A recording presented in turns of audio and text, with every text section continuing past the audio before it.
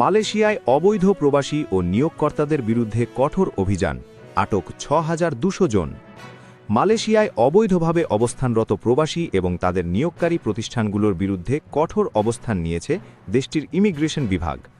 চলতি বছরের ১ জানুয়ারি থেকে শুরু হওয়া সাঁড়াশি অভিযানে এখন পর্যন্ত প্রায় ৬,২০০ জন অবৈধ প্রবাসী এবং ২৩০ জন নিয়োগকর্তাকে আটক করা হয়েছে। সংশ্লিষ্ট কর্তৃপক্ষ জানিয়েছে, আইন ভঙ্গকারীদের বিরুদ্ধে কোনো ধরনের ছাড় দেওয়া হবে না।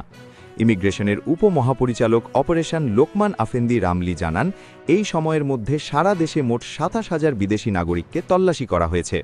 তিনি বলেন, ১ জানুয়ারি থেকে দেশব্যাপী প্রায় ১,৭০০টি পৃথক অভিযানে এসব তল্লাশি ও আটক কার্যক্রম পরিচালনা করা হয়।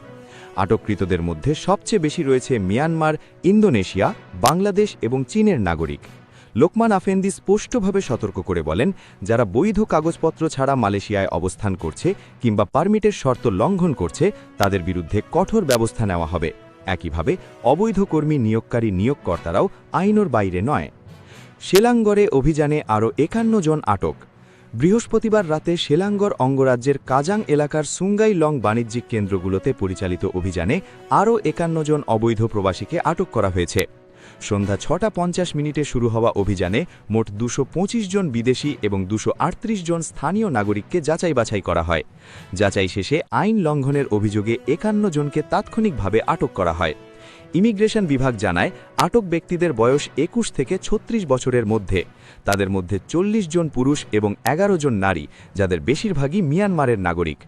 অভিযানের সময় কয়েকজনকে রেস্টুরেন্টে কাজ করার সময় হাতে নাতে আটক করা হয়। পারমিট অপব্যবহারের চাঞ্চল্যকর তথ্য। তদন্তে আরও চাঞ্চল্যকর তথ্য উঠে এসেছে। আটক ব্যক্তিদের মধ্যে অনেকেরই প্ল্যান্টেশন বা বাগান খাতে কাজের অনুমতিপত্র থাকলেও তারা সম্পূর্ণ ভিন্ন খাতে, বিশেষ করে খাদ্য ও রেস্টুরেন্ট ব্যবসায় কাজ করছিলেন। কর্তৃপক্ষ বলছে, এটি পারমিটের অপব্যবহার এবং মালয়েশিয়ার অভিবাসন আইনের সরাসরি লঙ্ঘন। সংশ্লিষ্টদের বিরুদ্ধে কঠোর আইনি ব্যবস্থা নেওয়া হচ্ছে। এদিকে আসন্ন রমজান মাসকে সামনে রেখে বাজার এবং বিশেষ করে রমজান বাজারগুলোতে নজরদারি আরও জোরদার করার ঘোষণা দিয়েছে ইমিগ্রেশন বিভাগ।